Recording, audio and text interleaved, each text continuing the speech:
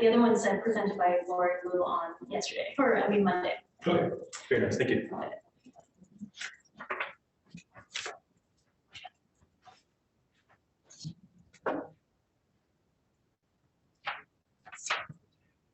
We have a quorum ready to begin.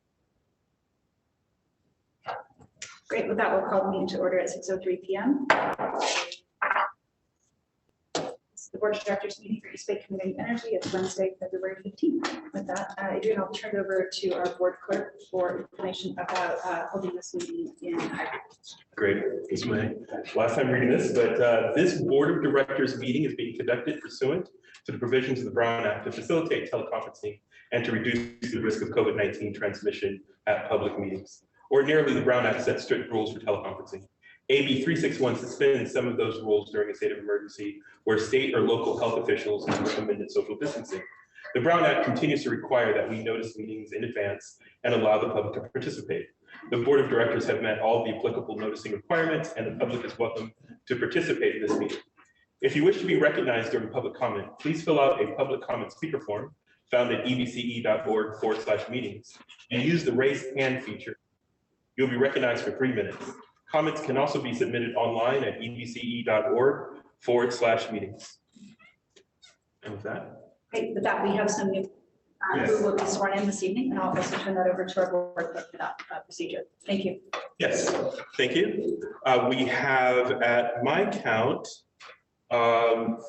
4 new board members from Alameda County, Supervisor David Halbert, from Emeryville, Mayor John Bowders, from San Leandro, Mayor Juan Gonzalez, and from Tracy, from Tracy, Matt Bedoya. I actually think I gave her. John Bowders and Matt Bedoya were sworn in last meeting, so I think it's just Supervisor Halbert and Mayor Gonzalez. Right, okay. So with that, our new members, if you can repeat after me. Hold on 1 second. I, your name. I'm Gonzalez. I, David Halbert. Do solemnly swear or affirm.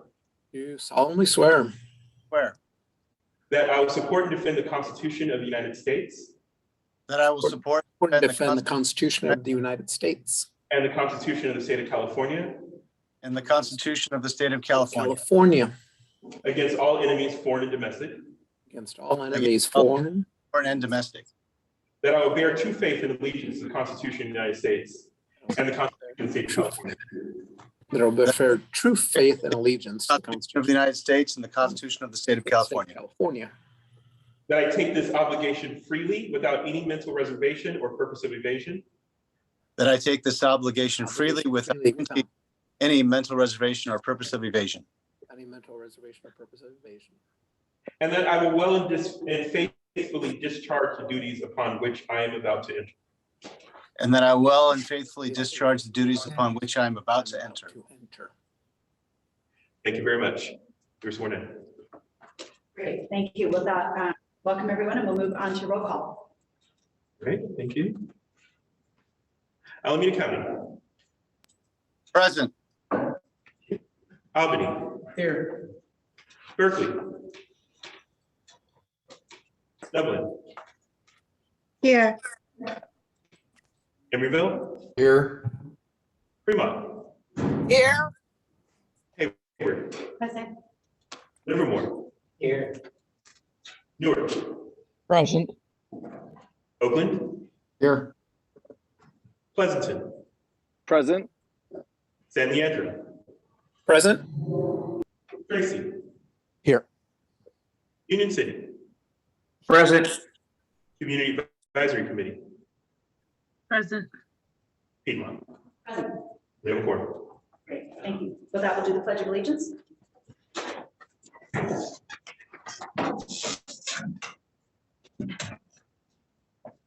I pledge allegiance to the flag of the United States of America and to the republic for which it stands, one nation, under God, indivisible, with liberty and justice for all. Thank you. With that, we'll open it up for public comment. this item is reserved for persons wishing to address this board on any EBCE-related matters that are not otherwise on this meeting agenda. Of course, public comments on matters listed on the agenda will be heard at the time that the matter is called. And all public comment, members of the public who wish to address the board are customarily limited to 2 minutes per speaker. And with that, do we have anyone here wishing to make public comment, or anyone on Zoom? We have 2 members of the public with their hands raised, Tom Kelly and Blair Beekman. I'll recognize Tom Kelly for 2 minutes. Thanks, Adrian. Tom Kelly from Berkeley. I basically had a question. At the CAC meeting, we asked staff for an update on the $15 million set aside that is intended to be used for the replacement of gas appliances, I believe in low-income households throughout the service territory. And we didn't get an answer to it then. And for just a little background for new board members, staff had recommended a $15 million gift to Children's Hospital to set up a chair for research on childhood asthma. And there was a lot of public pushback on that, and staff wisely withdrew that proposal and said they would come back in January or February with a new proposal that would basically offer to switch out gas ranges for induction ranges.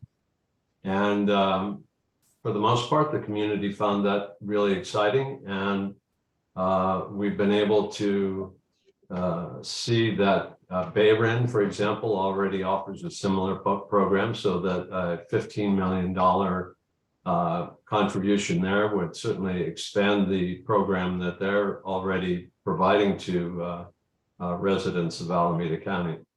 So, we're anxious to hear what's going on. This is very timely. There's been a lot of news lately about the health effects of combustion of natural gas inside households. So really looking forward to hearing something new on that particular topic. Thank you. Thank you. Next speaker, please. Blair Beekman, recognized for 2 minutes. Hi, Blair Beekman here. Thanks for the meeting tonight. I guess the first a thank you that I got a letter from Adrian today that stated that he's going to print a letter I sent to EBCE in the work I do, kind of my day-to-day tech accountability work. I'm a little embarrassed because I didn't really want that letter to be placed within the public meeting of EBCE, but I guess then it can be okay. It just basically explains the work I do with tech accountability more like, and it has issues that from, I used to read the 2020 IPR reports, IRP reports, is that the term? I was reading into them very strangely back then, and I came up with some ideas that as talk was going around, there may be a possible earthquake by 22 or 23. I've learned to really calm that down, and I'm feeling more confident that that's not going to be happening, but always be ready and ask yourselves if it is. And from that, that's kind of what I talked about in the item, and what different local law enforcement agencies could be working on in the next few years. Yeah, so that's what I did. And from that, a thank you to, I hope we're at the time that we're really mellowing out the December arguments around what is exactly community advocacy and the importance of people like Jessica DeVar and what she adds to the process that can just really can't be denied. The help and service she offers, and the importance of what community energy really should be. It is a community effort, and we need good community voices like hers. So thank you for wanting to. I'm assuming we're going to figure out how to better include her again, as she should be. So thank you. And I had one other thing to say. I can't think of it though. But just thanks for the meeting today, and thank you. Oh, keep up transparency with Nuke things. Thanks. Great, thank you. And of course, we accept any written comments at any time, so feel free to follow up if you have additional comments. Any other speakers at this time? Yes, Jessica Duvar, Great. recognized for 2 minutes. Jessica Tovar with the East Bay Clean Power Alliance. Firstly, I want to welcome the new board members to EBCE. And I want to just highlight, a little bit of the work that we have done. One of the things that we have really advocated for was the local development business plan. Just really having the vision of East Bay Community Energy actually creating more economic incentives in the territory of which it represents, creating more clean energy jobs, actually reducing pollution regionally that affects people's health, but also affects the global climate, as well as all the other incentives that would come from a clean energy economy. And so I just wanted to uplift that because a lot of the advocacy for this program really came from the community and a very extensive, mix of community groups. And I just want to emphasize that that is what we need to be focusing on, is the needs of the community. And I think that sometimes EBCE has kind of lost track of that. And I would like to see more emphasis on clean energy solutions for communities that have been left out of the clean energy economy. That is our goal, ultimately. And in the short time I have, I also want to honor Supervisor Valle, because he was one of the many champions at the supervisors board, who actually agreed with the community in the needs of having these clean energy benefits within Alameda County and beyond. Thank you very much. Clean power to the people. No further public comment. Great. With that, we'll close public meeting and we'll move into closed session. So with that, we will adjourn temporarily. Yes, to the Fruitvale room down the hall, and members who are joining us remotely should leave the open session and join the closed session link that I sent out. I will resend out that link in the next minute. Great, thank you. So I see folks are leaving this meeting. We will.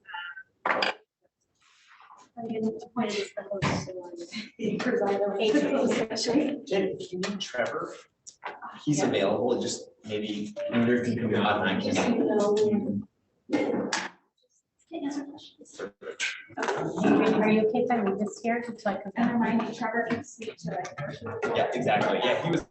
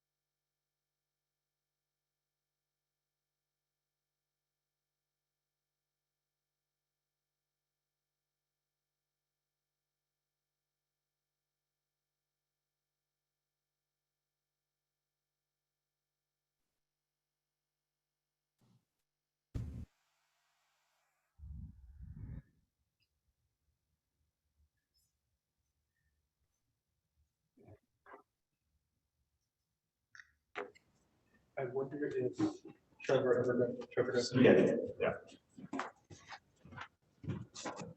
Can people hear me? Yeah, they can. Great, okay, we're back on one. Walking. Sure, I've got it right here. We'll be back at 7:46. Was what the chair. Okay. Sounds good.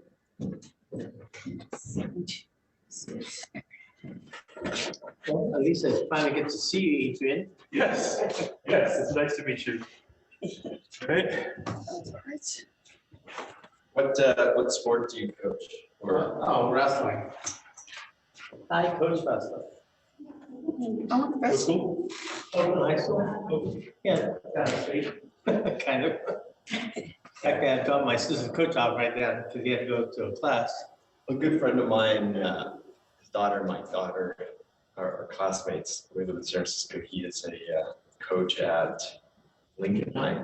Yeah, so it's going down. San Francisco. I don't know if I'm still in closed session. Yeah, there's two Lincolns. I just speak. Yeah. Do all the schools have wrestling programs or just a handful? Then the coaches, depends on, Okay, depends on the school. you know, when Clyde's in there, the football coach will let the kids, he wants to be around. And one kid's transferred over here. 5 years. I want to wrestle. They don't understand that wrestling enhances football. Yeah, right. I was simply like a tackling perspective, it'd be really That and positive. conditioning, 'cause, if I get 10 football players out, 8 will quit. They can't handle it. It's too hard. Yeah. Because you don't get 30, 40, 50 second break every 2 minutes. Right. Or really every 30 seconds. Does, for wrestling, do you guys compete in Oakland Athletic? The Oakland Athletic League, so those are your primary.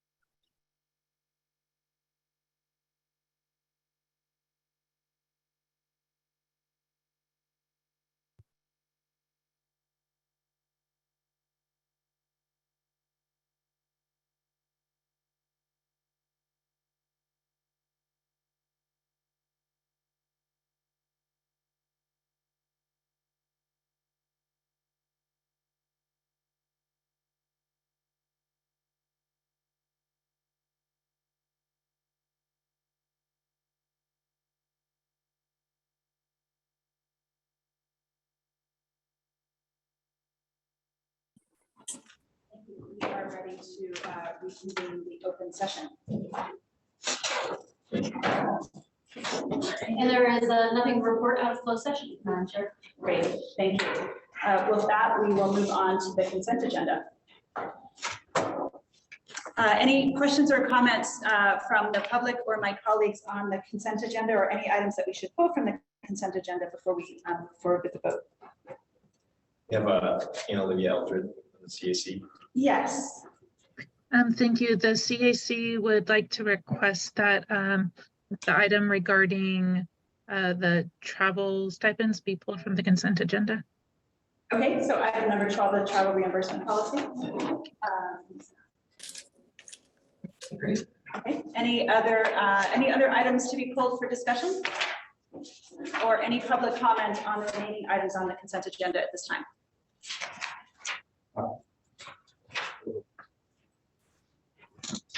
There are no hands raised for this item. Great, thank you. Yes.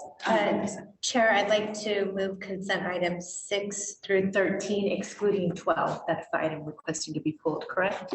Yes, that's correct. Thank you. Is there a second on that motion? Second. Great.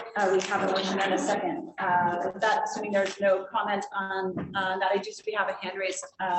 Director Gonzalez. Yeah, I wanted to pull 10 for a couple of questions. Should not take long. Okay, so we've already had a motion and a second on the items. I'll amend my motion to include 6, 7, 8, 9, 11, and 13.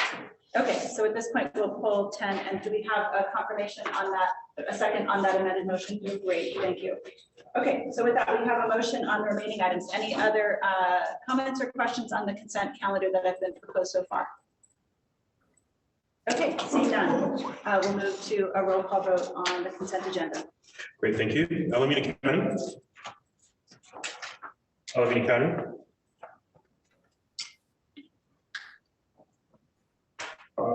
Yes. Berkeley. Dublin. Yes. Emeryville. Aye. Fremont. Yes. Hayward. Aye. Livermore. Wait for Livermore to return. Newark. Yes. Oakland. Excuse me. Oakland. Livermore, we are voting. Voting on the consent agenda. Items 6, 7, 8, 9, 11, and 13. Okay. Aye. Great, that was a Thank you. confirmation. Thank you. Hudson. Aye. San Leandro. Aye. Tracy. Yes. Union City. Aye. And Piedmont. Aye. The This is Oakland. Aye. thank you. Thank you, Oakland. Okay. The items from the consent agenda, items 6, 7, 8, 9, 11, and 13 are approved. Yes, and also can we confirm, is there anyone who perhaps is in the waiting room who just needs to be let in? There are no members in this case, it would be the attendee area. Okay. Okay, great. All right, I know we had some folks with us who may have not made the jump from closed session to open session, but we hope they'll be back with us shortly. But in the meantime, we do have a quorum, so we're going to continue to move forward. So with that, there was a request to ask some questions about consent item 10. I want you to do a full presentation, but we can move to questions. Let's do that. Thank you. Mr. Gonzalez, you had a question about item number 10. So a couple of questions. First, do we anticipate the challenge that's arising due to the trade constraints to continue? Have we made an assessment of that risk? I would say we haven't made a thorough assessment of the broader, I believe you're talking about some of the circumvention, tariff circumvention findings that have been ongoing at the Department of Commerce. Yeah, so I wouldn't say we've made a risk assessment. It's something we follow. I would say we follow. I wouldn't say we don't have much in the way of internal expertise on the Department of Commerce, so we're pretty reliant on our our partners who do the importation of modules, and so who are dealing with commerce.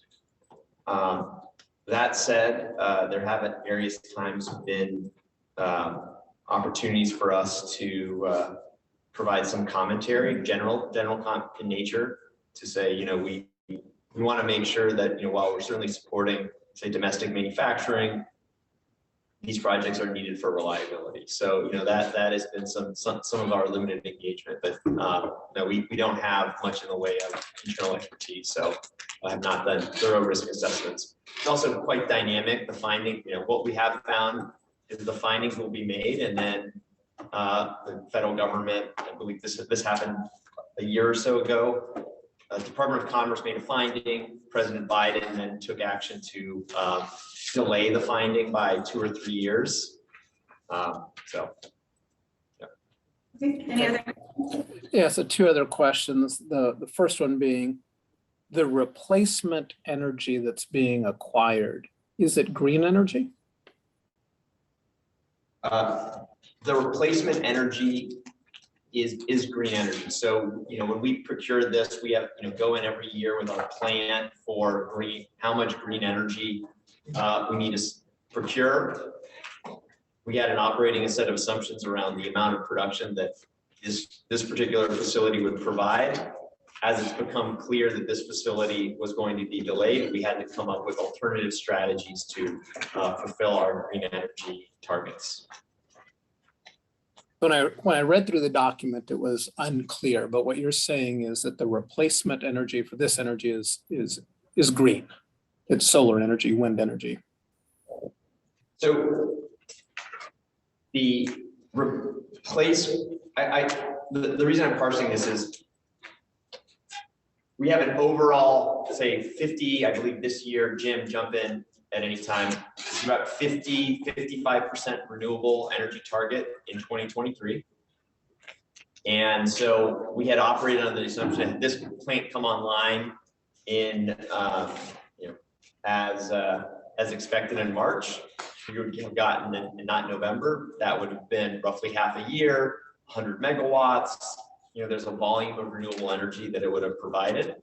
And that volume now has to be procured from another source. And so we've gone out and procured from another source of green energy. So wind, solar, could be other sources of renewable energy as well. Perfect. And then my last question, to the extent that there is an increase in price, or it costs us money, is there remuneration that's occurring? To the extent that the green energy that we procure costs more, or just so, for example, we were under contract to receive certain megawatts at a certain dollar value. Turns out that that's not available, so we're going to an alternative source. Yeah. If that alternative source is more expensive than our contracted price, do we get compensated for the difference, or we're just eating that? Right. So that is part of what we're currently negotiating with them. And what we have are a set of development securities that they have posted with us. And so those securities are meant to provide financial remuneration to cover things like that increased cost. And so we're in the process of procuring now.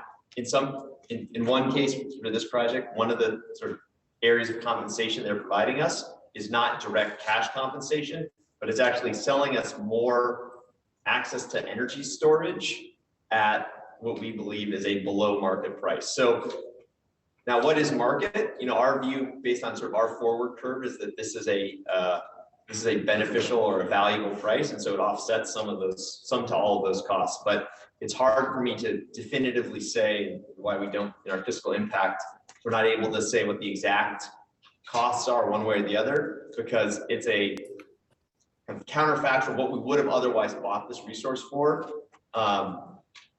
This resource adequacy for in 2024. I don't have definitive numbers of this is what it is. This is what we think it will be.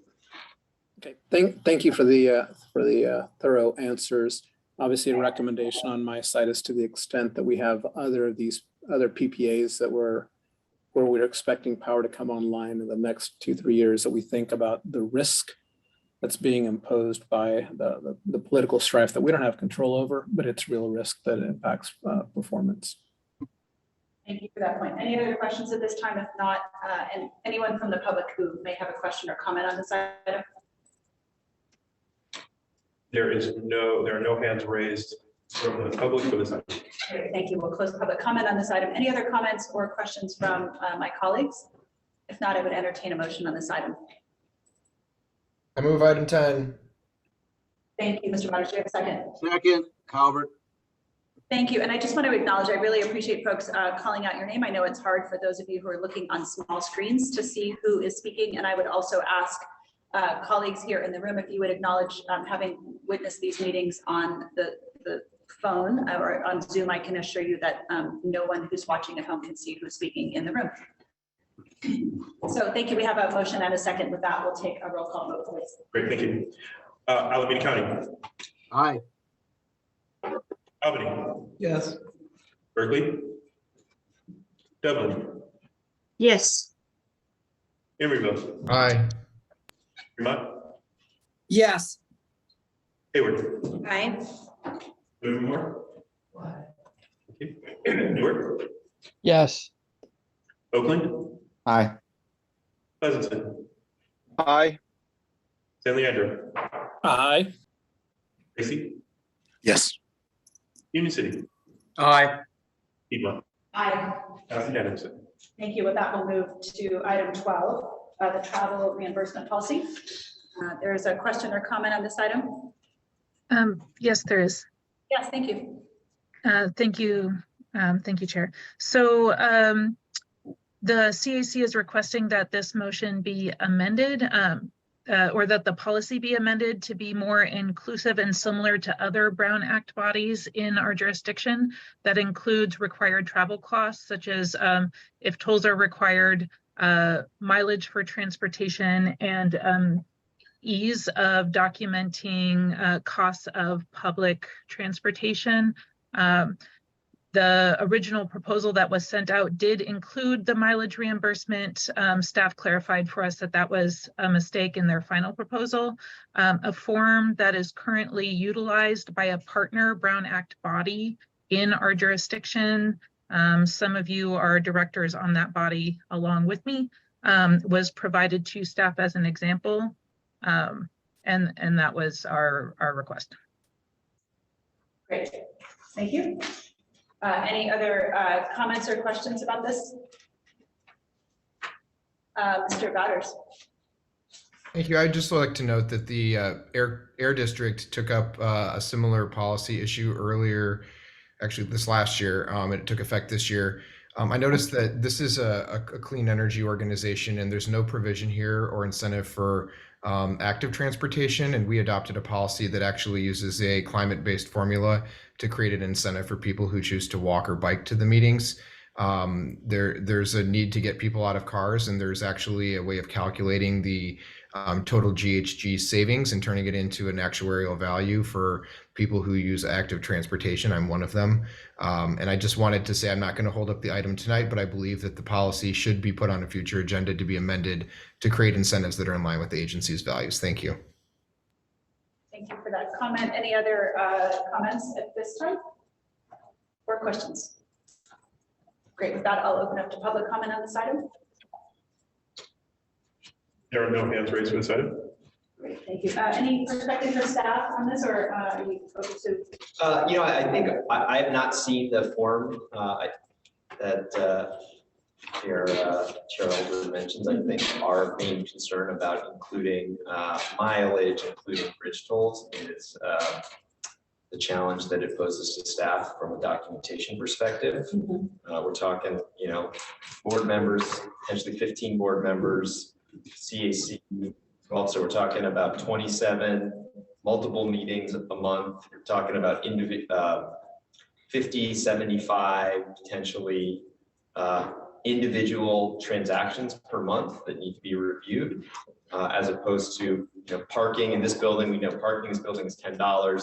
From a documentation perspective, kind of waive that requirement because if you park in this building, it's postage stamp. So that was the main concern. Certainly willing to hold this item to be able to review that document, to think about how it can be implemented, but I would not be, I'd like to be able to review that, and certainly open to other ideas around modes of active transportation. Again, I really just want to think about how we would operationalize it internally to be able to effectively review and then make those transfers. So if the will of the body is to hold this item for a month and give staff a chance to review what other Brown Act agencies do.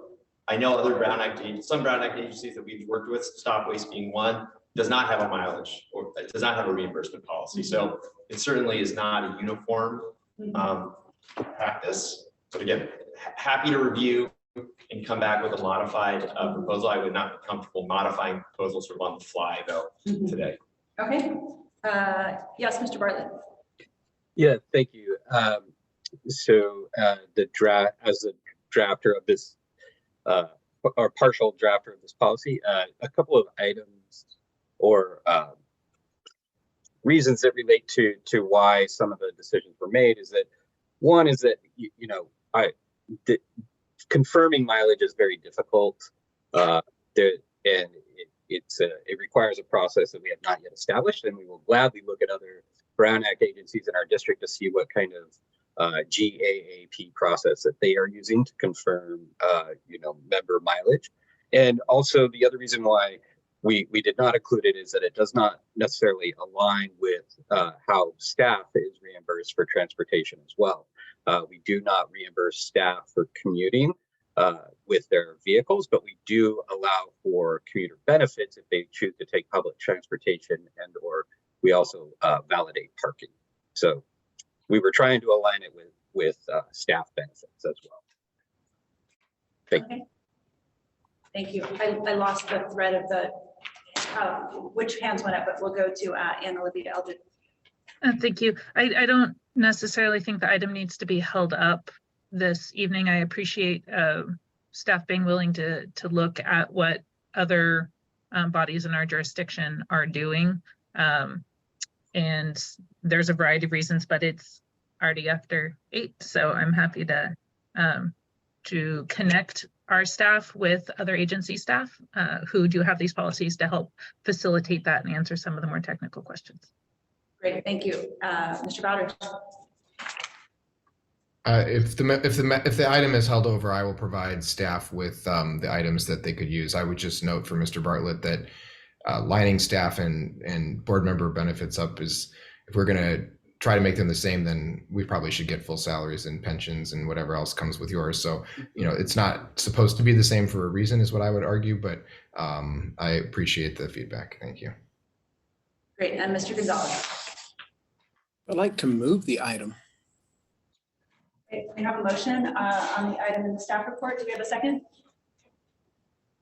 Second, Halbert. Great, we have a motion and a second. Any other comments or questions on the item at this time? Great, with that, we'll move to public comment. Remind me, did we do that? You did. No, there are no hands raised for this item. Great, thank you. I'd rather do it twice than not at all. So thank you. With that, we'll do a roll call vote on the motion in the staff report. Hey, Alameda County. Aye. Albany. Yes. Berkeley. Dublin. Yes. For lack of an active transportation policy, no. Yep. Fremont. Yes. Newark. Aye. Livermore. Aye. Newark. Yes. Oakland. Aye. Pleasanton. Aye. San Leandro. Aye. Gracie. Yes. Union City. Aye. Piedmont. I will vote aye, and I just want to acknowledge that it sounds like there may be some additional work or analysis that could be done in addition to the policy we have here. And so hopefully we can put that back to staff to potentially bring forward in the not too distant future. Yeah, absolutely. We will take the active transportation policy and I will review the policy that Chair Eldred shared and seek to make some enhancements to this policy going forward. Great. Thank you for everyone's feedback. With that, that closes our consent agenda. We'll move on to the regular agenda, starting with the CEO report. Great. So first item is the subcommittee executive committee meeting schedule. As we have not impaneled our subcommittees yet, we have not set a schedule for those meetings. What we will seek to do is upon appointment to the various committees and subcommittees, we will then work with those committees to set a schedule for when those meetings will occur. It has been our course that we will hold executive committee meetings the week following our board meeting, and we hold our 2 subcommittee meetings typically once every 2 to 3 months, but we have not set those days yet because we want to make sure that those times work for members. I have a couple new staff that I'm happy to share have joined the organization. First, Emma Rivers, who joined us as a data analyst. She works with the technology and analytics team. Prior to joining EBCE, Emma worked as a data manager at the Nature Conservancy. And Emma has a BA in economics and international relations from Boston University. Second is Heidi Zohar Ramirez, who's our local programs reporting analyst. Heidi joined the programs team also in January. And Heidi will manage a portfolio of community grants for EBC's programmatic initiatives and work closely with the data analytics team to support their data collection efforts. Heidi has a BS in business administration from American Jewish University. Heidi lives in Oakland. The only other, there was a request made at our last meeting in response to public comment about a request that was made to staff last spring about a set of, I believe it's a solicitation for community resilience hubs. And the request at the time was for EBC staff to evaluate potentially co-bidding with I believe it's East Bay Clean Power Alliance for a solicitation for these grants.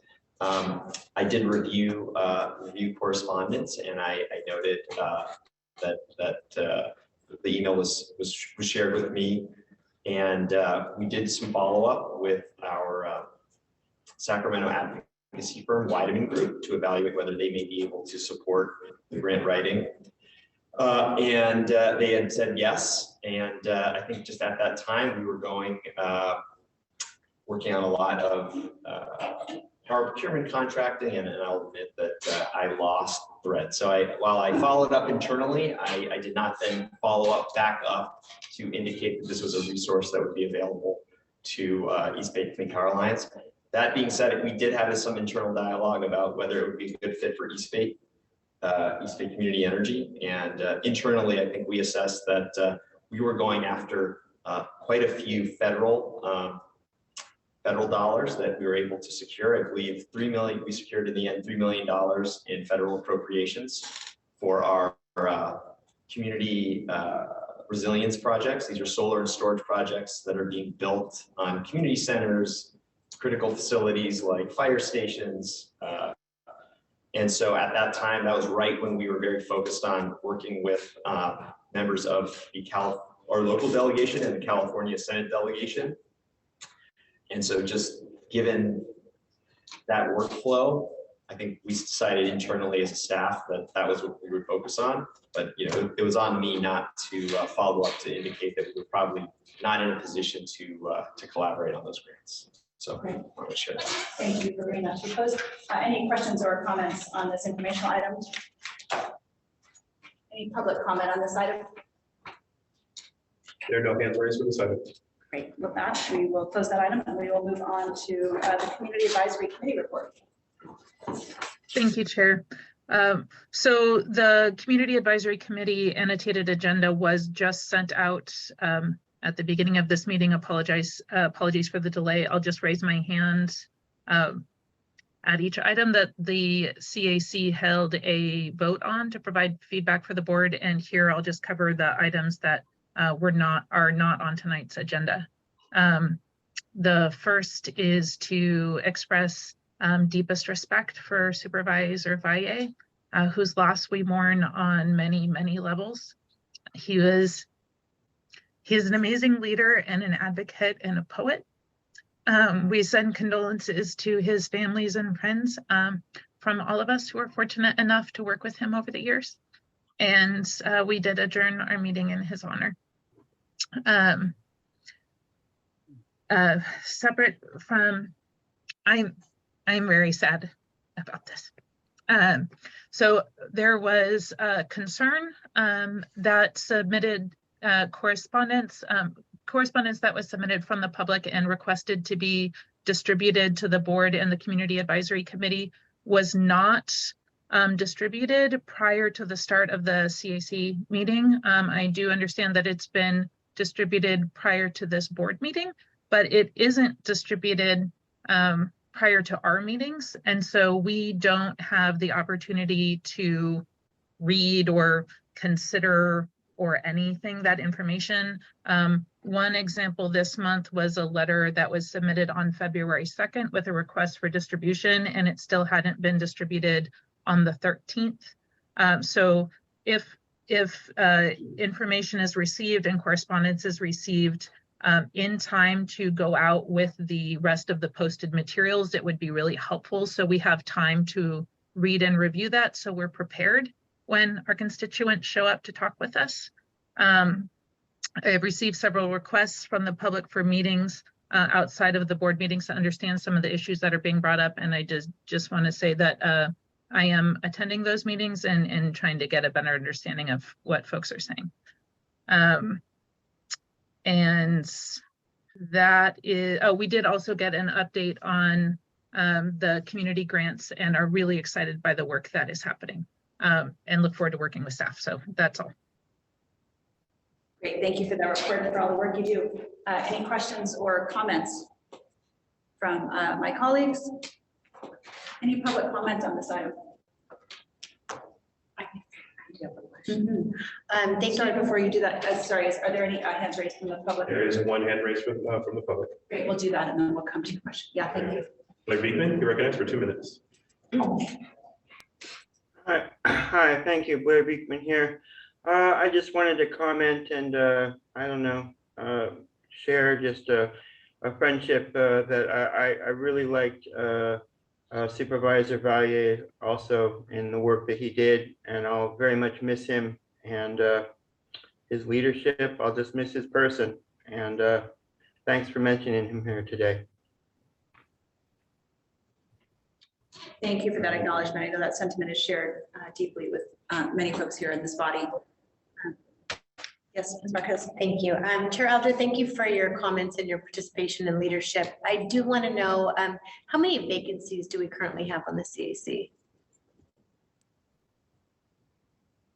I don't have that on the top of my head. I know that some areas don't have, one area does not have a representative. Several areas don't have subs, and actually that some of that still needs to be moved out a little bit because of like folks moving and that kind of thing. So we've been requesting replacements for a bit, but the decision was held to wait until the new board had been seated and there had been time for appointment so that we could work with each of those folks on getting new CAC representation.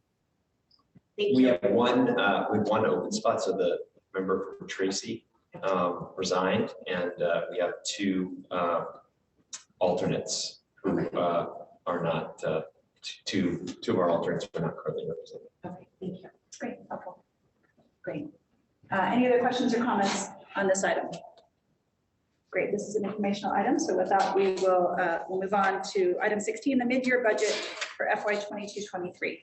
This is also an informational item. Turn it to staff for a report, please. Okay, Adrian, can you put the third page, which is the attachment up, please? Okay, so it is our course here at East Bay Community Energy that while we set our budget in the May-June timeframe, the board approved the budget in June. We do a mid-year update to reflect where how we think things are going. Recognizing that these are not audited, these do represent probably a better view of our financial results for the year than we're able to project at the beginning of the year. I would say the primary reason for the significant deviation we see here, and then really the deviations we see every year, is our costs are 95% of our costs relate to the cost of procuring electricity. And there's a tremendous amount of variability in that cost over the course of the year. Those costs also vary greatly by how much electricity our consumers use. So while we forecast that, and we have quite good tools to be able to provide within fairly reasonable bounds what usage is going to be, it's so determinate of weather.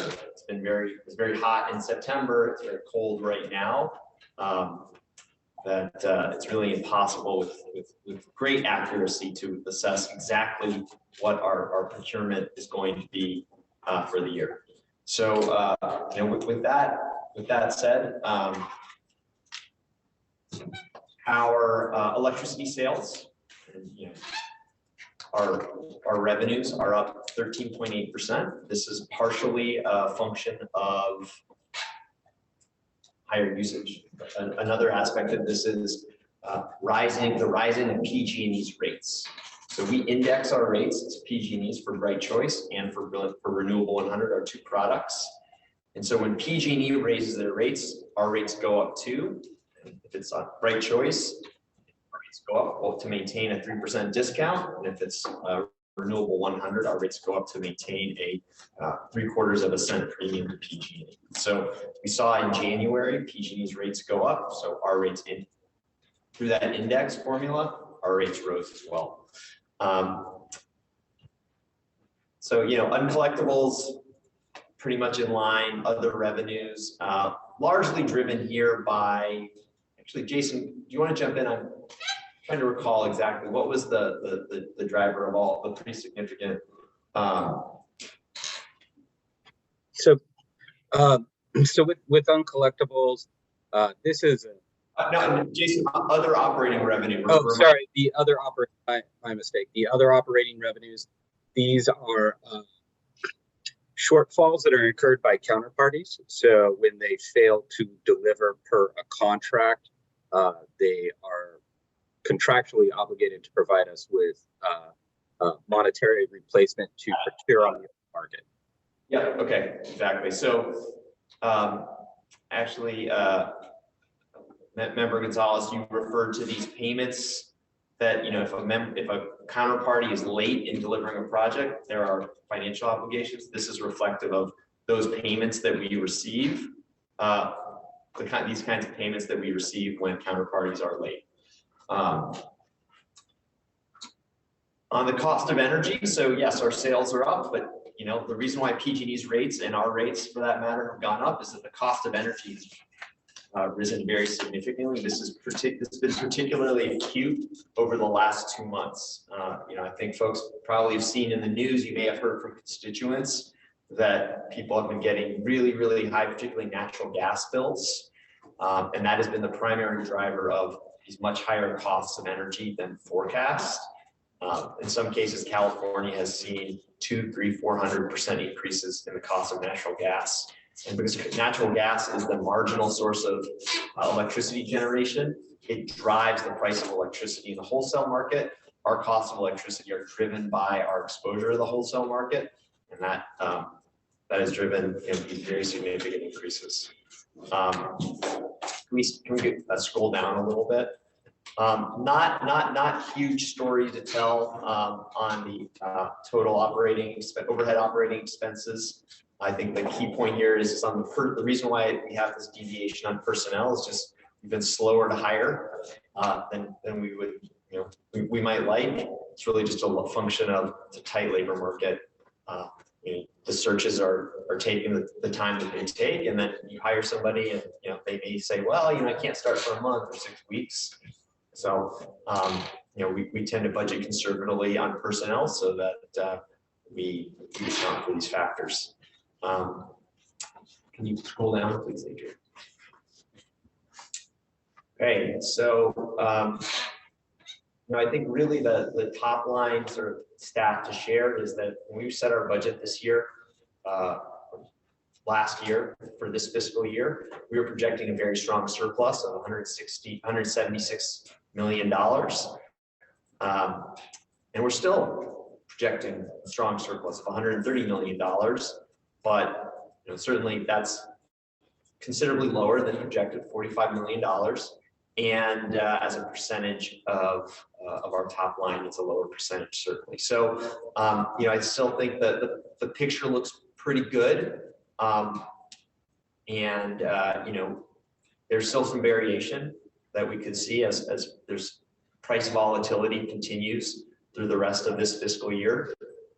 Though typically what we're seeing in the energy market in California, really nationally, is we're now seeing 2 humps of price volatility, of your winter price volatility and your summer price volatility. Winter price volatility is driven by very cold weather, where you see energy infrastructure, particularly natural gas infrastructure, impacted by very cold weather and demand for heating.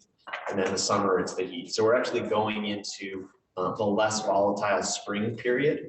And in California, we also have very strong water year with a lot of snowpack, and the persistent cold that we're experiencing is going to keep that snow in snow form longer, which is good for your energy market, because it means you're going to have your runoff later in spring, even into summer. That runoff creates hydroelectric power. That hydroelectric power serves to help keep prices down. So we are seeing some of those effects starting to come into play. The really hot months, the really high volatility months are July, August, September. That's in next fiscal year. You'll be getting a preview of next fiscal year here in the coming months. But for this fiscal year, numbers could change some, but we don't expect a really drastic increase or decrease in our projected net position.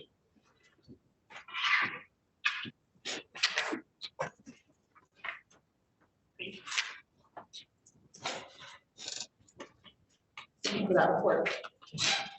With that, I'll open it up to questions. Can we drop the slide for a moment? Yeah, thank you. And also, if there are any hidden participants, if we could just show them, it would be helpful just to know. Do you know what I'm saying? Non-video participants, if we could show them, it would just be helpful to know if there's folks who are listening but not on video. If that applies.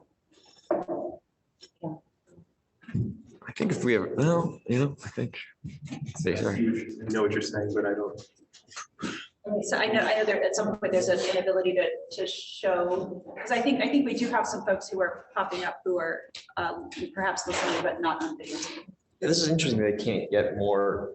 Yeah. Usually you get more squares in your gallery view.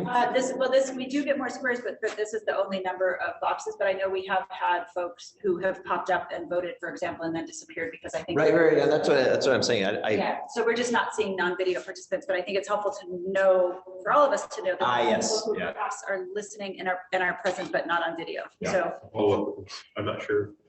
Great. It's not a big thing. I didn't mean to detract from that, but that would just be helpful, I think, for all of us. Or if folks who are listening could put their cameras on, that would also be helpful, but I know that's not always possible. So thank you for that. So with that, I'll open it up first to my colleagues for questions before we go to public comment. Okay, great. Mr. Gonzalez. So what we see here is not an actual, but rather a forecast. Is that correct? That's right. Okay. So that's not that. So it is reflective of 2 quarters of unaudited actuals and 2 quarters of forecast. Any other questions? The other question would be, and what is the impact of being short 45 million in surplus? So when we set this budget at the end of last fiscal year, with a projection of a very strong surplus in mind, there was also direction given and action taken for how to deal with those surpluses. So there was a board action to create a waterfall for how those funds would be allocated. So the first 50 million in the waterfall would go directly to working capital. And thereafter, there would be 75-25 split between allocating dollars to our reserves, which we're continuing to build, and incremental procurement of clean energy and customer dividends. So 75% towards reserves, and then the remaining 25% would be split evenly between buying more clean energy and a customer dividend. So in this, under these projections, that would leave us with roughly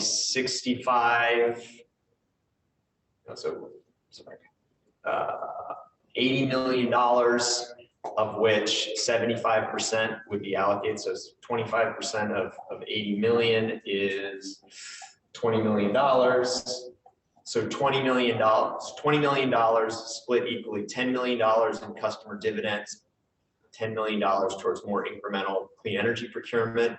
That $10 million roughly for the average residential customer would translate to roughly $6 to $8 bill credit, one-time bill credit. You know, a roughly 1% increase in our renewable energy content on a forward-going basis. Thank you. Don't quote me on those exact ratios, though. That's a kind of a ballpark. Any other questions from my colleagues here? Great. With that, we'll open up to public comment on this item. Yes, we have one member of the public with hand raised, Tom Kelly. Great. Mr. Kelly. Thank you, Adrian. So I'm really kind of shocked at the underestimation of the costs of energy. So my understanding is that we have contracts for power. We hedge, so we buy in advance so that we can fix pricing. And in spite of all that, we've got $175 million that we didn't anticipate. The memo itself doesn't say anything about the reason. It just says something about storage capacity. But in fact, it's all about natural gas. And the fact that Bright Choice has 40% system power, which is primarily natural gas, is why we're in this fix, why ratepayers are having to pay more for electricity, because we are failing to comply with the requirements of our joint powers agreement and the enabling legislation that each one of the member jurisdictions has signed. We are supposed to be beating PG&E on greenhouse gas emissions. We're failing. Our Bright Choice produces 6 times more greenhouse gases than PG&E. And I hope this new board will actually tackle that particular issue. The second part of this is that our rates should not be pegged to PG&E. Please provide a justification for why that is. It's more convenience than it is anything else, because our power has nothing to do, power costs have nothing to do with PG&E rates. MCE and the CCA out in Monterey, Santa Cruz counties use a cost of service formula for setting the rates, and they are providing ratepayers with incredible savings on their electricity and are providing almost carbon-free electricity, where ours is some of the worst in Northern California. So if anybody needs any help working on this, I'll be glad to give you the data and help you get started. Thank you. Thank you, Mr. Kelly. Any other comments on this item? No further comments on this item. Great, thank you. Any other questions or comments from my colleagues?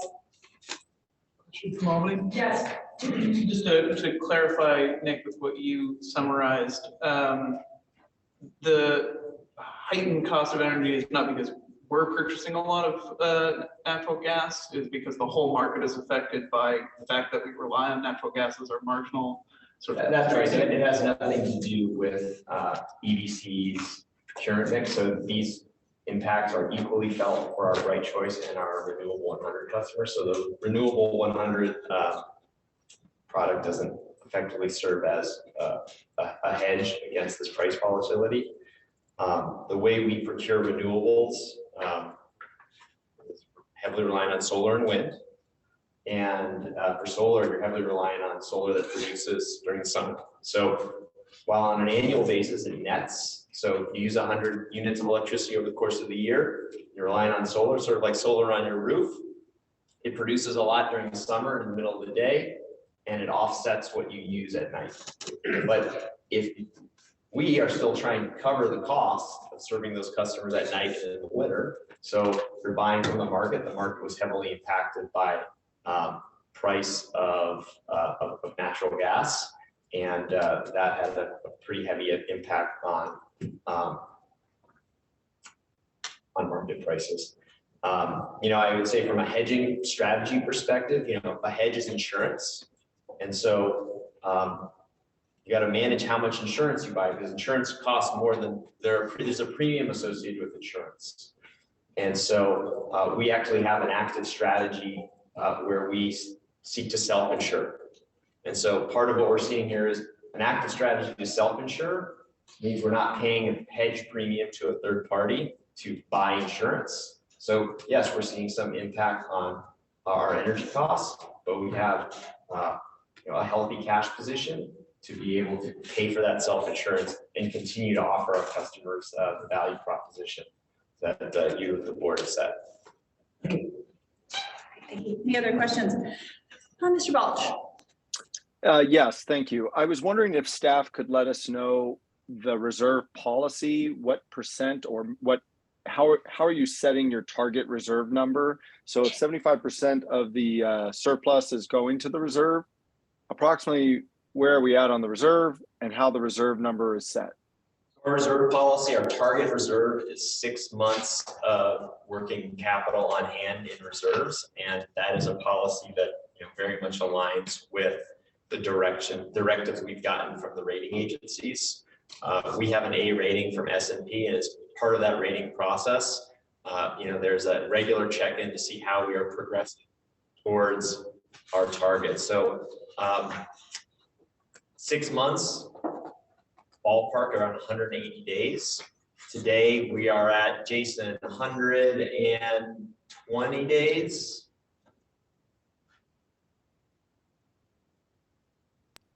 Thank you. Sorry. Yes, that's about right. We're near there, and we did in November on the board meeting. We did allocate money to the reserves that set it above our 25% minimum threshold, and that was our first time kind of reaching that level. And we plan to continue to add to that until we reach our. And once we're now, there is some variability, right? Energy costs go up, they will go down eventually.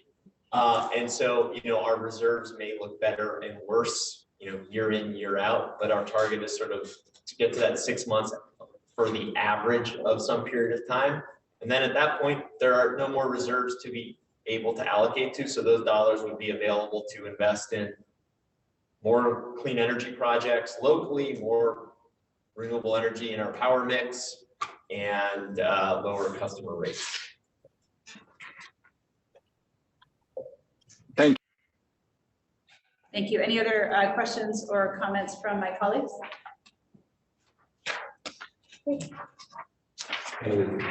Yes. Oh, yes. So this is where she's off camera. Yeah, thank you. So sorry. So we don't. So just to clarify, we don't. If you're off camera, we don't see you on screen, and therefore we also don't see raised hands. So just to call that out for folks who are calling in, and thank you for being here. Anna Olivia Eldred. Thank you. I have my screen off because the internet connection is causing everything to freeze, and then I missed the discussion. So I'm turning it off. It's not great.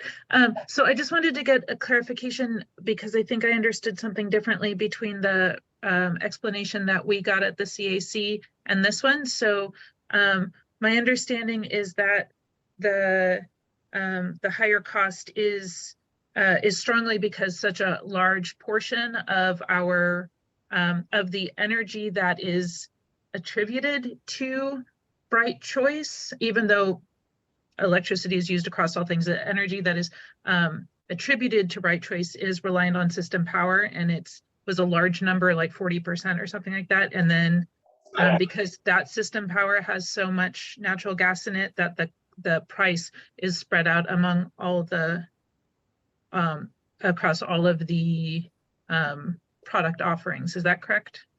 That is not correct. Okay. I'd love to, it doesn't have to be right now, but I'd love to understand that better because that was definitely what was explained to the CAC. So I just want to make sure that they get the clearer explanation. Yours made a lot of sense, but because it was different, I just wanted to clarify on that. And then, so outside of that discussion, based on what I just heard, I am curious what an additional 20 million or whatever would go to the customer rebates, since that's like $6 or $7 per customer, what that could mean if that were put into either local development or additional renewable procurement, as far as some protection against those the gas price volatility. And just to clarify that the 3% that our prices aren't entirely tethered to PG&E, that it's a 3%, at least 3% below. So we could choose to remain lower than that if we wanted to. It's not like we're required to raise our rates when PG&E does, so long as we remain at least 3% below. Is that correct or no? Yeah, I think that's correct. What we do, the way PG&E changes their rates with some frequency, not once a year. So to be able to maintain consistent communications to our customers, so a customer that doesn't say, well, I thought it was this, but it's really that. We really do try to we try to follow that 3% discount so that customers have some consistency around what they're saving, what the value proposition. This is for Bright Choice.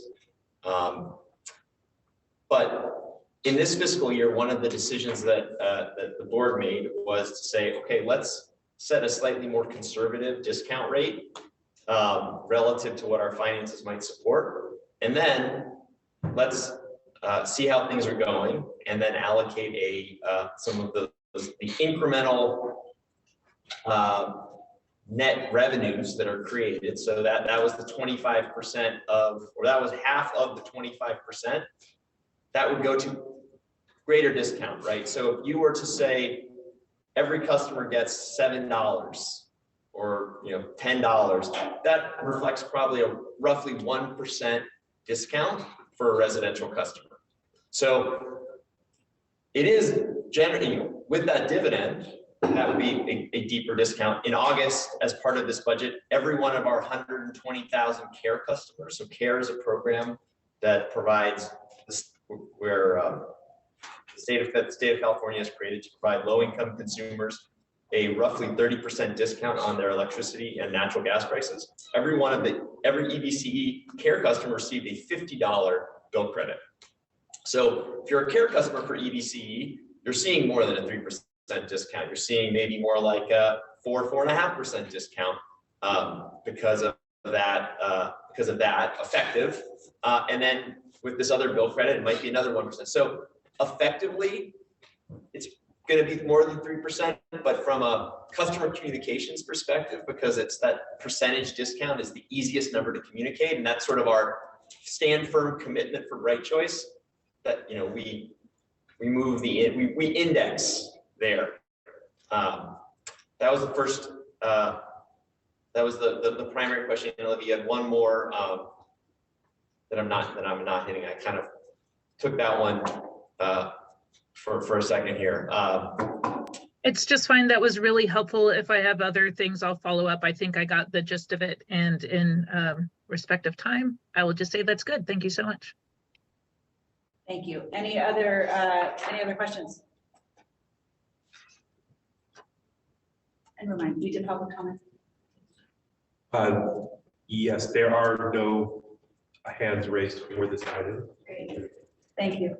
All right, with that, this is an informational item, so no action required. With that, if I don't see any hands, we will close this item and move on. Thank you so much for the report. With that, we're moving on to a discussion item number 17, discussing in-person and teleconference board meeting options, which will affect all of us here going forward, starting at the end of the month. And we'll turn it over to staff for a report. And to clarify, this is an action item, sorry, this is an action item to provide direction to staff. Yes. Yes. Right, not an action item in the sense of approving a resolution or anything, but I am looking for board direction. Good evening, Madam Chair, members of the board. We wanted to. Sorry, can you be clear on yourself and your role? Yes. Because I know having been on camera, no one can see who's actually talking. Thank you for reminding me. This is Indra Khalsa. I'm the general counsel for EBCE, and I wanted to share with the board our options moving forward with the end of the COVID-19 state of emergency that we believe is coming here at the end of February, and the governor has confirmed his intent to end it. Next slide. Yes. Thank you. So as we all know, I think, and you probably heard with all of the other entities that you represent, the COVID-19 state of emergency is set to end in February. And so we will now be looking at, I guess, a whole new world, going either back to traditional teleconference rules that were in place prior to COVID, but with some wrinkles since the agency has expanded in jurisdiction since then, or trying to take advantage of one of the new statutes that have come out that were attempts to allow different kinds of teleconferencing meetings. So just to run over the history here, in March 2020, right when COVID hit, I think it must have been March 13th, I remember very clearly, the governor issued the emergency order that allowed us all to go into remote meetings in order to comply with county health orders that were saying that we should not congregate with other people at all. That remained in place until the following year. So at the end of summer 2021, it would have been AB 361 was signed into law. And that's how we've been meeting remotely since that time. And that is now coming to an end because AB 361 requires that there be a state of emergency in place. Next slide.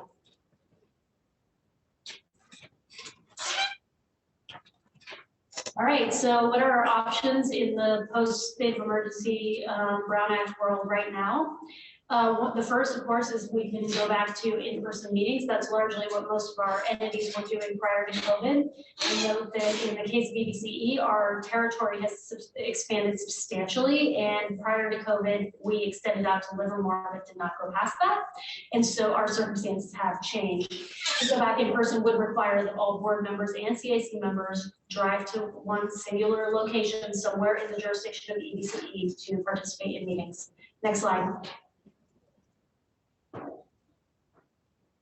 So option number 2 is just a reminder to everybody that there was always teleconferencing allowed under the Brown Act, but there were some features of the teleconferencing regulations that didn't make it possible for us to really socially distance during COVID. Specifically, the Brown Act allows us to all participate from remote locations as long as these criteria are met. So most importantly, that had to be suspended during COVID were that each remote location has to be made accessible to the public, and each remote location has to be identified an address location on the agenda. During the COVID lockdown conditions, of course, we wouldn't have wanted members of the public coming to board members' homes, nor did we want to publish their addresses on the face of the agenda. The other aspects of the traditional teleconferencing rules were not a problem during COVID, but I will note that both AB 361 and the governor's order suspended the requirement that a quorum of the body have to be in the jurisdiction of the agency. So under those traditional rules, you didn't have to have a quorum in the same room, but you did have to have a quorum within the jurisdiction of the agency. And I call them the traditional rules here, but there's nothing outdated about them. These are still fully in effect, and this option remains a very viable option, possibly our most viable option. Next slide. I think I've just covered all of this, but basically we could have a quorum, we could be spread out all over our jurisdiction, and as long as each and every location was agendized and open to the public and noticed appropriately, that would be fine, as long as the quorum is within the jurisdiction of EDC, and that's the full geographic jurisdiction, including Tracy and in the future Stockton. And then also there would be no limitations under this rule about how many times you can attend remotely. My firm represented CSCDA, which is a statewide JPA, and those meetings were being held at like 3 different public locations with a bunch of other folks calling in from different public locations, going back a decade. So there was nothing particularly unusual about remote meetings when COVID happened. We just hadn't really been introduced to Zoom yet. So, and we certainly haven't taken that approach to our smaller regional agencies. Next slide. All right, so there's a new statute out there now, which we had hoped would provide maybe some relief to our agencies and allow them to continue with remote meetings. I just make a note here, and I think it's obvious that the public has very actively participated in our meetings during COVID. And I would say in my experience representing a number of agencies, we've perhaps had even more public participation, or in some cases, definitely more public participation than we did when we met in person. And so I would view remote meeting as very, very successful in terms of promoting public participation and transparency. Unfortunately, the legislature does not necessarily take my view. And they provided us with a very limited statute that would allow only limited opportunities for participating remotely. Next slide. So if you want to participate in meetings remotely under AB 2449, there are a bunch of procedural requirements. I won't go through in detail, but I've put them up here, and then they are also in the staff report. Next slide.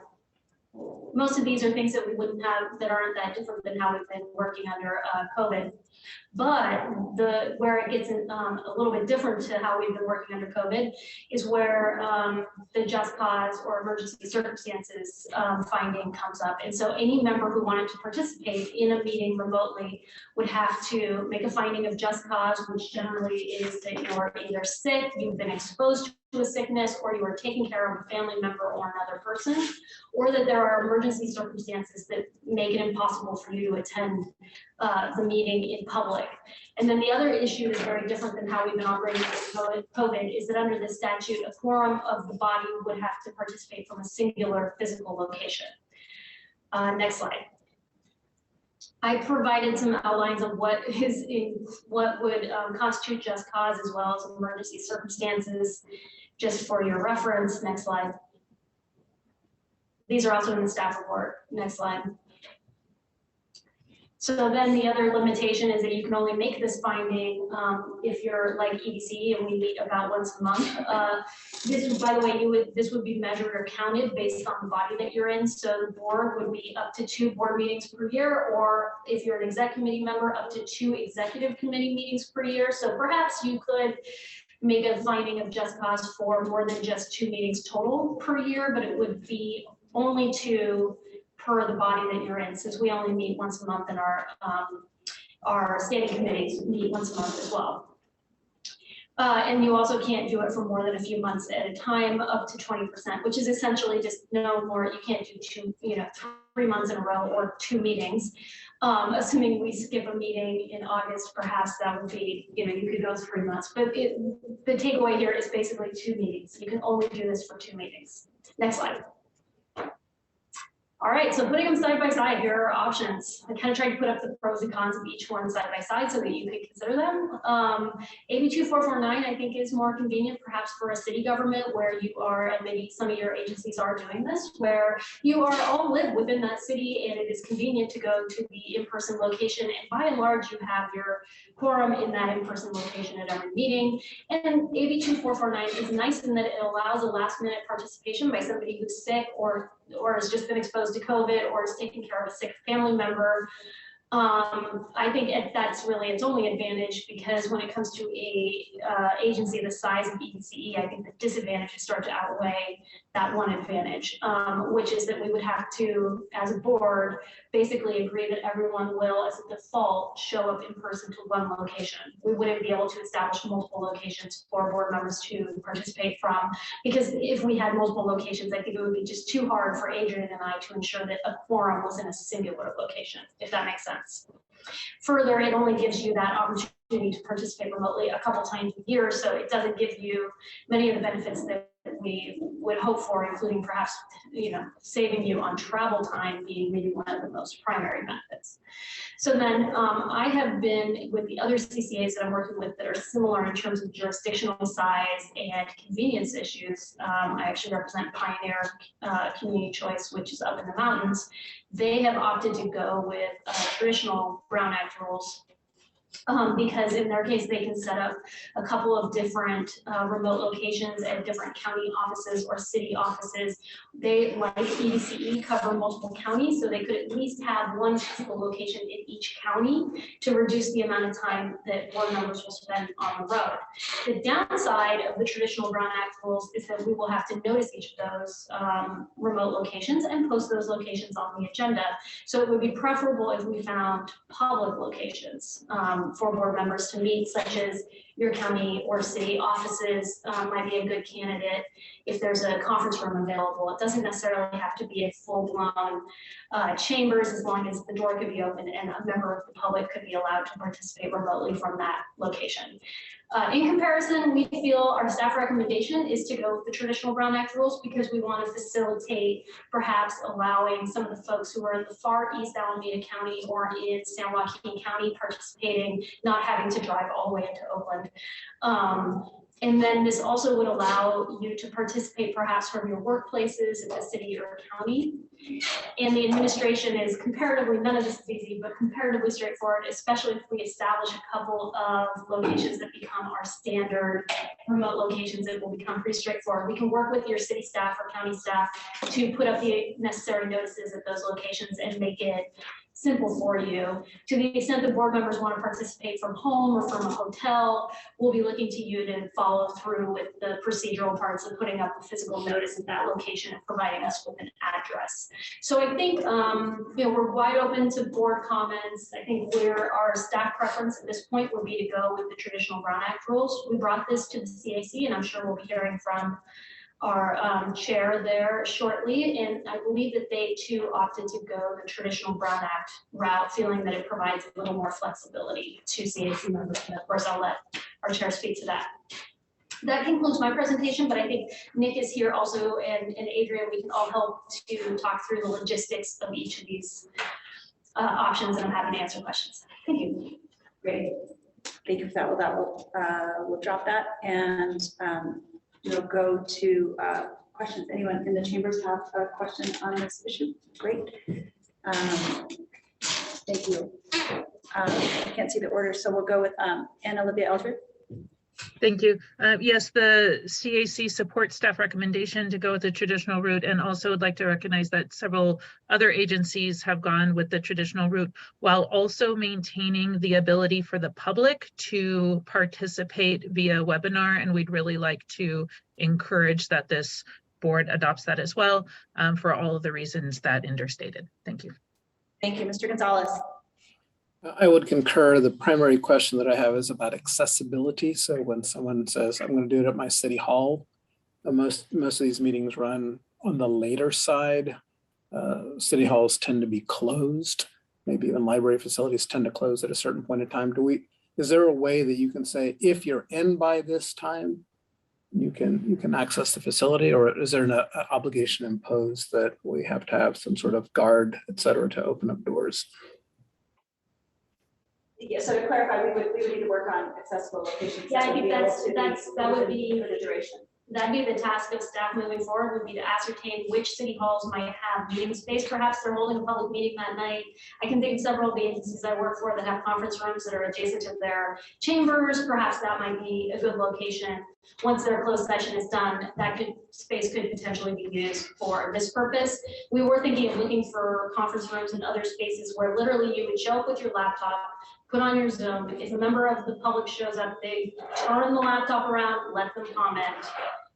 No big deal, low-tech solutions, not looking necessarily for anything high-tech. So just to that point, we actually did go through quite a process. Adrian did tremendous work of talking to, I think various hotels.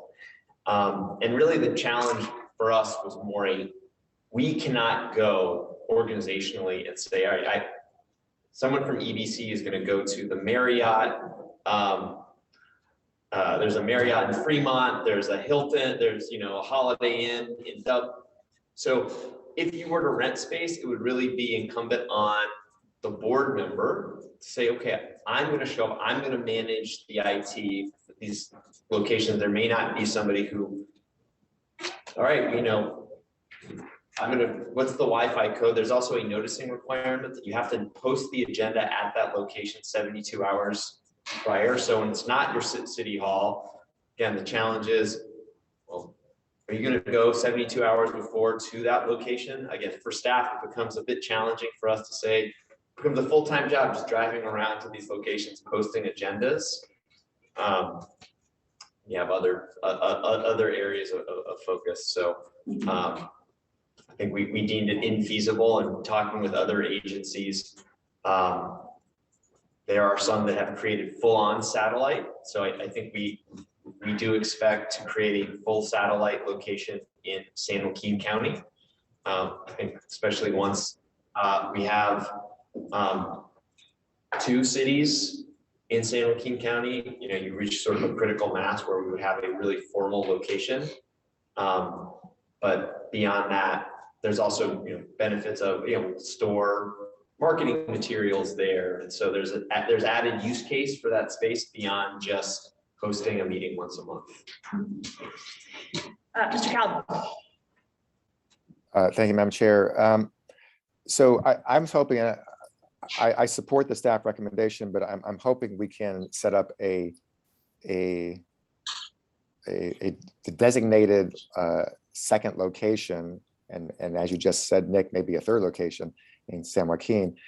So like Oakland and, for example, just hypothetically, Pleasanton, for example. Jack, that's up to you, of course, and your council. But if we could set up a second location in the kind of that's close to the South and East County, and then one in Oakland for the North and Central County or whatnot, and have it officially designated as our 2 locations for our board meeting. Maybe eventually add San Joaquin County as a third, as you suggested, and that's it. You got to come to one of those locations. Unless you're sick, if you're sick, your alternate comes, and that's just the way it is. And so I think that would be the ideal, as opposed to trying to have 5, 6 different places where people are posting stuff. That's not going to work.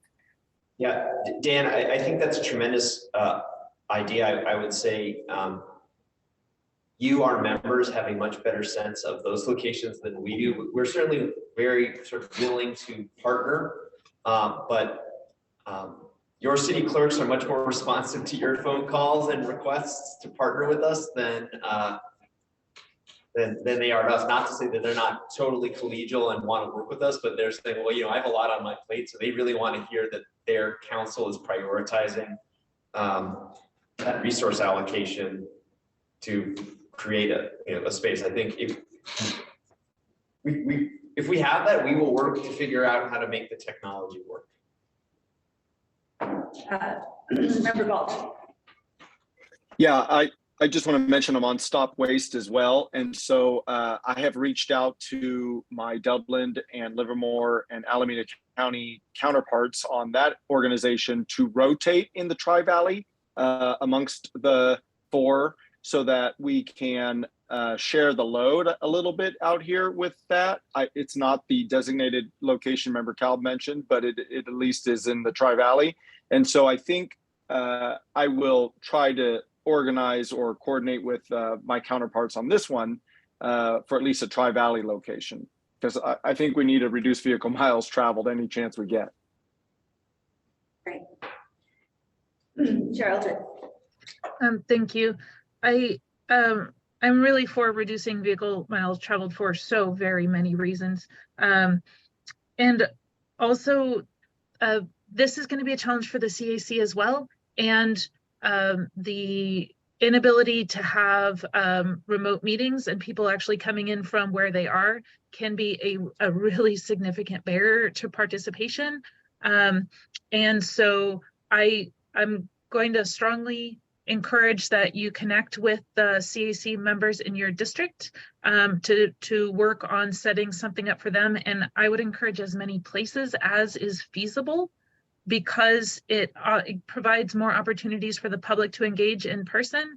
It also increases the ability for CAC members to go, especially folks who are coming straight from work who are not elected, who may be commuting longer distances or have less flexibility. We have a lot more folks, I would imagine, that are public transit dependent.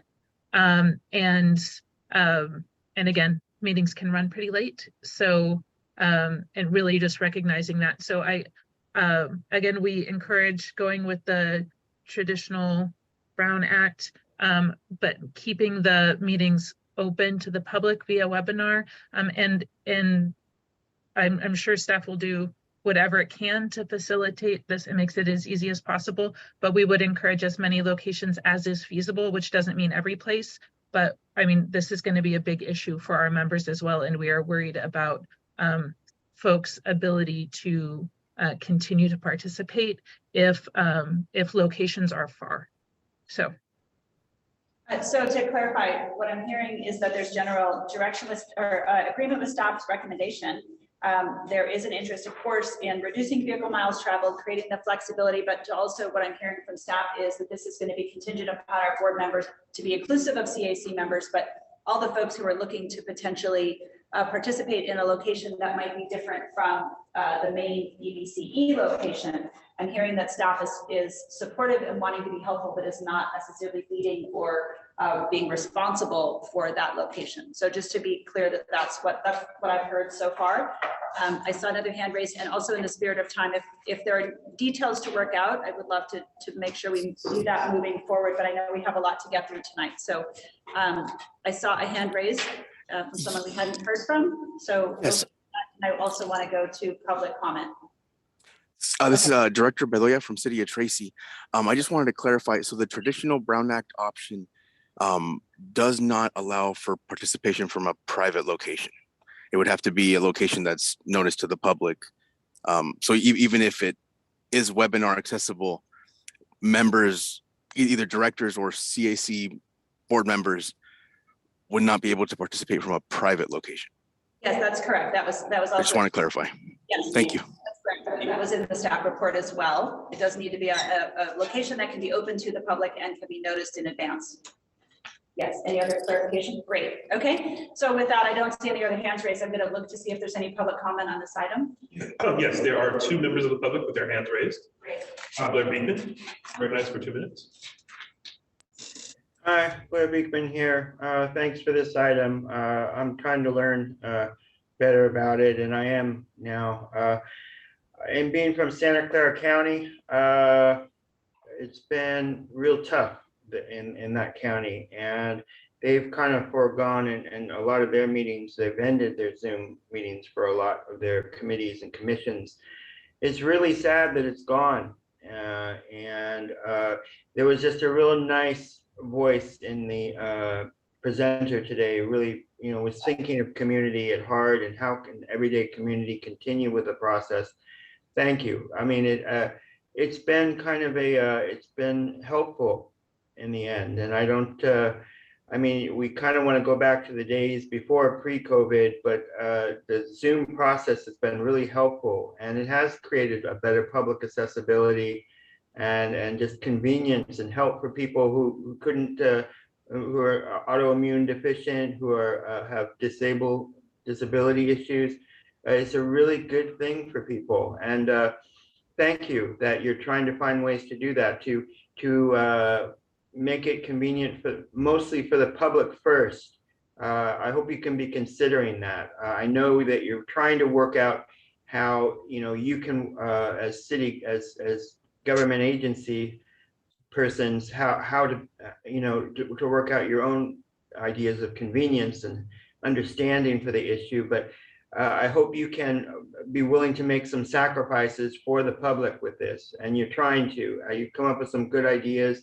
Everybody organized at, say, one location in north, south, central Alameda County, east. Good luck in these efforts and what you're doing and considering, and thanks a lot for hearing me. Thank you. Next speaker. Jim Lutz, you're recognized for 2 minutes. Yeah, Jim Lutz here. I'm actually a CAC member, but I'm speaking for myself.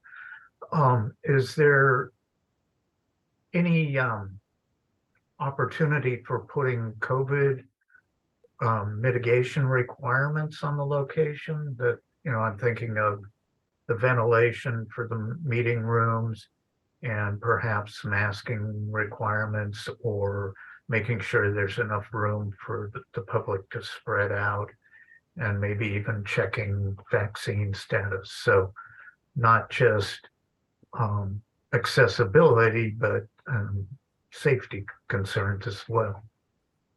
And that's my question. Chair, do you want to respond to that?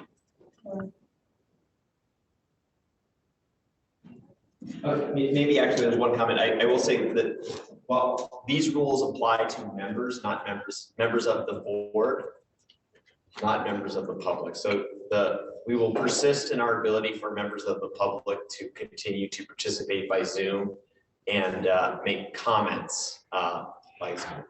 That's right. So the rules we're talking about here wouldn't preclude us from opening up our meetings to the public via Zoom. Members of the public can participate from the privacy of their own homes, and we do not need to agendize their locations. This is only really critical for board members. But I will say there is sort of a debate in the attorney community about whether or not the Brown Act would allow us to place limitations on allowing the public into public meetings. The Brown Act simply says that the meetings must be accessible to the public. It does not necessarily allow us to impose regulations that are not directly in being imposed as health regulations by, say, the county. So for example, if the county is not currently requiring masking, it would make it more difficult for a public agency to require masking. Great, thank you. So this is an action item. I think staff is looking for direction. Do you feel like you have the direction you need to take a more declarative action at this point? I'm hearing the direction has been to work with multiple locations under the traditional Brown Act rules. We'll coordinate with some of our board members to identify locations in the Tri-Valley area. We all already were planning to look at the Stockton Tracy area as well. So with that, I think as long as everyone is comfortable with that, no objections, I'm fine with that direction. Thank you. Great. Okay. Seeing no I'll further make a questions. comment. Yes. All right. I think it's silly that they can't do remote, because I think it is going to stop people from coming. I do drive from Livermore. I'm fine with that. Just my wife doesn't like me doing that. Yes, thank you. I will end with my pitch that you all have a louder voice with your legislators than I do. Please contact your legislators. There is a bill in the legislature that might make corrections to this section and perhaps might open up opportunities for us. It didn't work out this last year, but there's always this summer. So call your legislators. Let them know that. Let them know. I'll send you an email. I don't know the number off the top of my head. Yeah, we can certainly take that up offline. Yeah. In the spirit of time, I am going to close comment on this. To be continued, lots more work to be done. I think everyone knows knows their role in how this moves forward, but obviously we didn't create these rules, we're just abiding by the rules. So this is the rules as we understand, and it sounds like staff has direction, so thank you for that. We're moving on to agenda item number 18, which is an agenda item dealing with long-term contracts for approval tonight. Okay, so we are seeking a board action to delegate to negotiate and execute two power purchase agreements, one for energy storage and one for resource adequacy. So the first is the Sun Pond project. It's a 20-year, 42.5 megawatt solar storage project in Maricopa, Arizona. developed by Long Road Energy. The second is a 12-year, 5 megawatt RA only for battery storage in Tulare County. Next slide, please. Okay, how new? What's 20 years mean? I think 20 years ago. No, that's how long we hold the contract. Once it's built, we will buy it. Okay. Buy it from it for 20 years. Okay.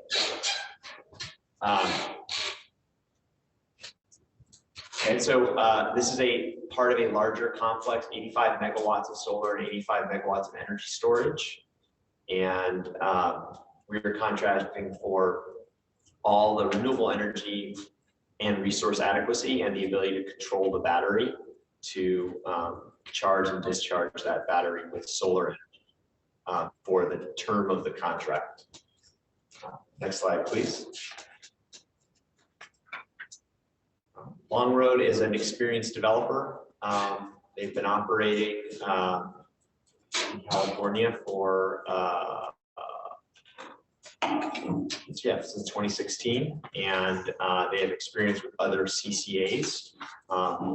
They brought a project online for NCE in 2020, for instance. Next slide. The Alpa BESS is battery electric storage system. And it is a 5 megawatt resource adequacy. So that means we do not control the battery. We are just buying a compliance You're buying sort of the compliance that this project creates to our system for reliability. And it is for 12 years. And this project is, yes, in Tulare County, coming online in 2024. Slide, please. ComEd is a very experienced developer. They are part of the Consolidated Edison companies, and they do have experience with other CCAs. That is it. Thanks. Yeah, that's it. Great, thank you for that. And there are more slides that I can, speak to, but in the interest of time, those are the key points that I wanted to make. Great, thank you. There's also a full report, obviously, here in the staff report, but we certainly could go back and do a deeper dive if folks have additional questions or comments on what we have here. So any questions? Yes. Or comments? Yes, from the CAC. We support staff's recommendation. That's all. Thank you. Any other questions or comments for staff at this time before we open it up to public comment? Okay, seeing none. Chair, do we have any, do we have any members of the public wanting to speak on this item? Yes, we have one member of the public with hands raised. Blair Beekman. Recommend for 2 minutes. Hi, Blair Beekman. Thanks for this item.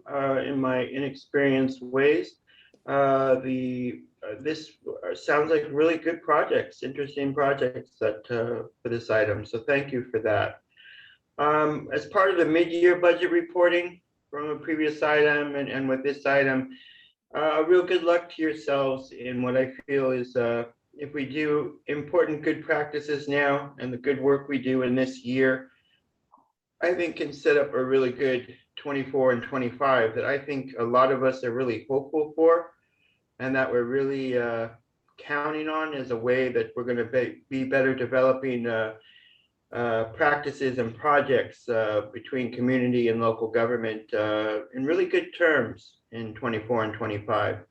And so it's the good work we do this year to really bring that on. And that means, before COVID, we used to, in San Jose, work really hard at like recession issues would come around and there'd just be a whole council community process about how we can stave off recession things and really work to a more positive goal and positive ends.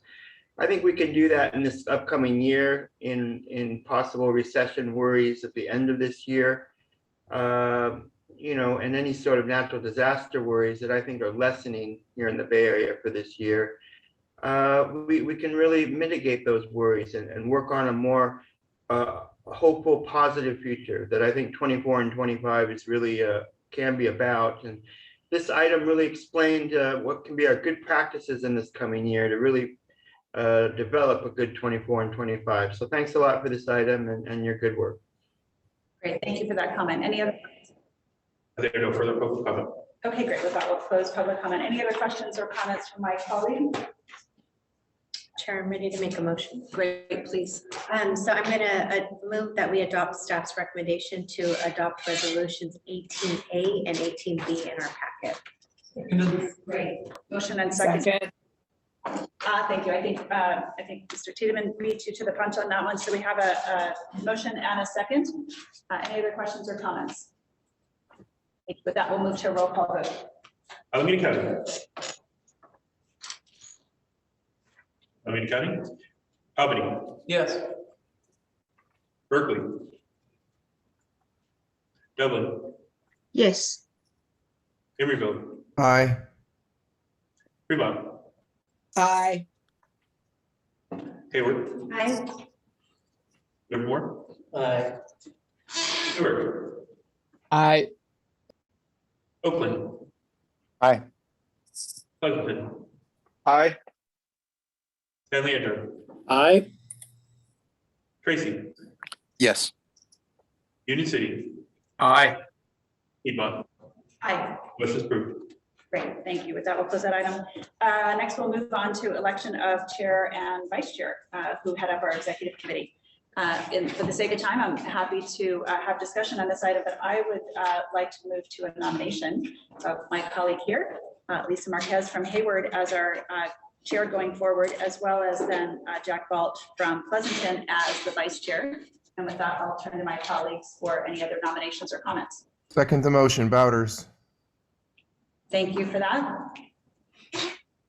Any public comment on this item? There are no hands raised for this item. Great, thank you. Any other questions or comments? I know I'm being brief for the sake of time. I know these two colleagues are infinitely qualified and will do a fabulous job working on our executive committee. I could go on about their qualifications but for the sake of time, if there are no other comments from my colleagues, I will accept, sorry, I guess I've already made the motion. We have a second, so I'll move for a roll call vote. Second. Sorry, yes, so. Bowders. I made the nomination and I'm sorry, was it Bowders? It was Bowders. Yes, made the second. Thank you. Sorry. Thank you. Albany County. Albany. Yes. Berkeley. Dublin. Yes. Emeryville. Aye. Fremont. Aye. Hayward. Aye. Livermore. Aye. Stewart. Aye. Oakland. Aye. Pleasanton. Aye. San Leandro. Aye. Tracy. Yes. Union City. Aye. Piedmont. Yes. Nominations affirmed. Great, thank you for that. I'm confident this board is going to be in great hands with these two leading our executive committee. And with that as acting chair, I believe it's customary that I would appoint the rest of our executive committee members. So with that, I would like to appoint Dan Kolb, a former chair of this committee, to join the executive committee, Dr. Sherry Hu from Dublin, as well as Aaron Tiedemann from Albany. And with that, I think we have a really good demographic and geographic perspective and representation on the executive committee to lead this group forward into the coming year. I just wanted to clarify that it is our custom that we have had sort of a half turnover because we had a chair and vice chair who carried over and essentially served the half term. So this it's our custom that we have a turnover starting July 1st, but that's something that the board could consider at a future date. Great, thank you. Okay, with that, item 20, CEO contract amendment. We're not in a position to take action on that item. So at this point, we are going to defer that item to a future meeting. Moving on to item 21, board members, staff announcements, including any potential items for future board agendas. Anyone here in the chambers have reports or comments? Anyone on Zoom? Any public comment on those items? There are no hands raised for the second. Great, thank you. Yeah, I just wanted to announce that this is my last meeting, which is a bit off cycle. My vice chair, Betsy Smigel Anderson, will be taking over as the the ABCE board member for Piedmont. So it has been great working with you all, and I appreciated the opportunity to serve as your acting chair, however brief it was. But thank you for that, and I'm sure I will see you all around Alameda County. With that, if there's no other further comments, I would like, yes, Mr. Collins. I just wanted to, Jen, thank you for your excellent work on the EBC board, and not just the last few months or a couple of months as acting chair, but the entire time you've been on it, on and off. And so I really appreciate this. I know the staff does as well. And I know you're mayor of Piedmont, so best of luck on being mayor. It's always tough to be mayor of any city, big or small. So thanks so much for everything. Appreciate that. Thank you. With that, I would like to respectfully ask my colleagues permission to close this meeting in memory of Supervisor. I know there were some really beautiful comments shared earlier that I know are shared by this body and many of the members here. If anyone else would like to make any parting comments on that, I'm open to that. And if not, we'll go to adjournment. Great. Thank you so much. I appreciate everyone sticking around. Have a good night.